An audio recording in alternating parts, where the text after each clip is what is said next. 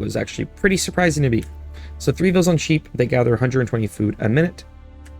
3 vills on deer gather 150 food a minute, which is about 180-ish with survival techniques. I decided to add survival techniques because it's very, very common that when people go on deer in the Dark Age, they will get survival techniques. It's a cheap upgrade, but it helps a lot.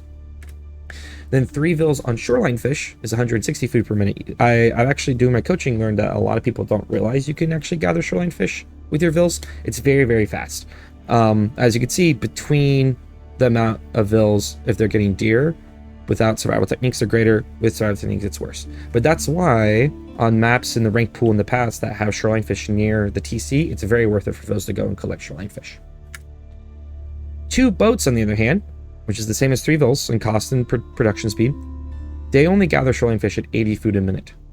Not great. It's even slower than vills on sheep. And so that honestly very much surprised me. I thought it was going to be higher, to be honest. I thought it was going to be similar to sheep. So that means that an investment cost of 150 wood for a dock and 150 for 2 boats, fishing pays itself back in about 3.75 minutes. By pay itself back, I mean you've gathered the same amount of food you spent on wood building those things. If you add a 3rd fishing boat to an increased total investment of 375, it takes 3.125 minutes.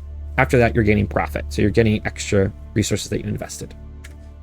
Overall, boats are slower than vills when it comes to shoreline fish at the same resource cost. Okay, so what to consider then? So at that point, you might be saying, okay, I shouldn't do that then. That while I'm investing in the slow gathering source, my opponent will just make units and harass me or something like that.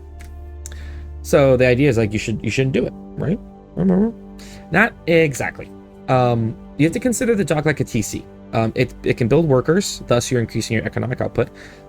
If you build a normal TC, that's expensive. That's 350 stone, 400 wood for a normal TC. And that takes a while to pay off.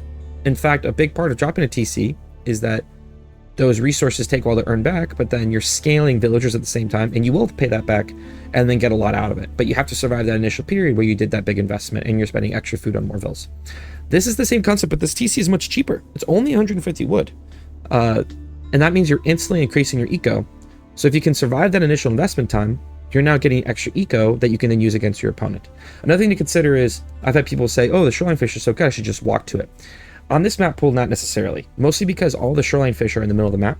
And that means you have to consider, as vills are walking, they're not gathering. And then when they're there, they're in the middle of the open. It's very easy for your opponents to harass once they hit feudal. And you're delaying your own age of time walking that whole way. So if you just send one vill to build a dock, that's much more efficient